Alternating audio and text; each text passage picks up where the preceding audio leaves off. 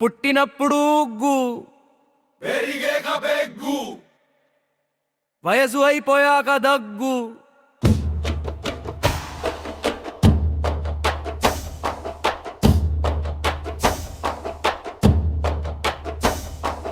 తాగితే ఎంత తాగాలంటే, ఎంత తాగితే ఇంకా చాలు అనిపిస్తుందో అంతే తాగాలి. తాగితే ఎంత తాగాలంటే, ఎందుకు తాగితే అమ్మయ్య అనిపిస్తుందో అందుకు తాగాలి. తాగితే